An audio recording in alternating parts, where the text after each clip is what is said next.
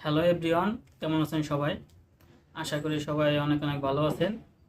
আপনারা দেখছেন যে আমি গতকাল একটা পোস্ট করছিলাম যে একটা হারানো বিজ্ঞপ্তি, একটা 12 বছরের ছেলে হারাই গেছে।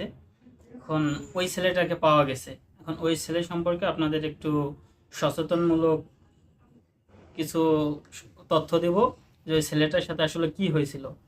এখন 12 বছরের ছেলেটা হারাই গেছে হচ্ছে লাগেন আপনার কুষ্টিয়া থেকে। আমি যতদূর তথ্য সূত্রে যতদূর শুনছি, ছেলেটার মামার কাছ থেকে, যে ছেলেটা কুষ্টিয়ার রেল লাইন থেকে, মানে রেল স্টেশন থেকে ছেলেটাকে 3-4 জন লোক হবে, তারা নাকে আর কি কিছু একটা দিয়ে নিয়ে গেছে। তার মানে তারা হচ্ছে লাগেন শিশু পাচারকারী, আপনার অজ্ঞান পার্টি দলের সদস্য।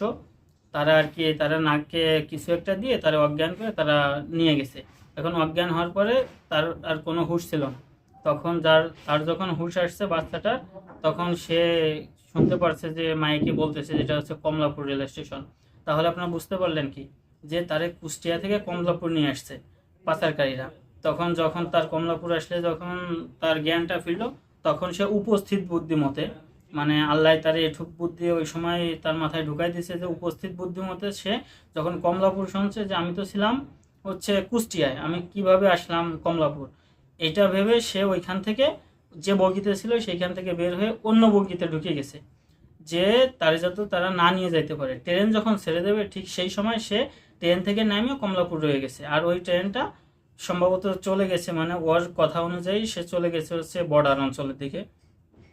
এখন ও ওইখান থেকে আর শুধুমাত্র ওর আব্বার নাম্বার আর মুখস্থ ছিল, কিন্তু আর আব্বার নাম্বারও অনেকবার ফোন দেওয়ার চেষ্টা করছে কিন্তু ফোন যায় না। যাই হোক, ওইখান থেকে সে ফিরতি ট্রেনে আর কি কুষ্টিয়ার ট্রেনে উঠে লোহাগাড়া পর্যন্ত সে চলে আসছে। লোহাগাড়া পর্যন্ত এসে ওইখান থেকে আবার আপনার ট্রেন চেঞ্জ করে চলে আসছে হলো জ্ঞান কুষ্টিয়া। কুষ্টিয়া থেকে ওর ফ্যামিলি ওরে পাইছে, যেভাবে হোক তার বাড়িতে গিয়ে সবাই পাইছে। তখন সে হারানোর পরে তার ইসেরই হচ্ছে হলো জ্ঞান সে হারাই গেছে।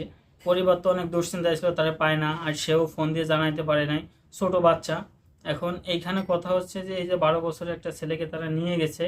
হ্যাঁ, এখন আপনারা আপনার ছেলে মেয়েকে, ছোট যারা আছে তাদের খুবই সতর্কতার সহিত রাখবেন। এবং বর্তমান আর কি পাচারকারী যে বর্তমান বাংলাদেশে দেখা যাচ্ছে কিছু শিশু পাচারকারী, তারা আর কি এইখান থেকে গ্রাম থেকে শহর থেকে যারা ছোট ছোট বাচ্চাদের পাচ্ছে তারা আর কি নিয়ে যাচ্ছে।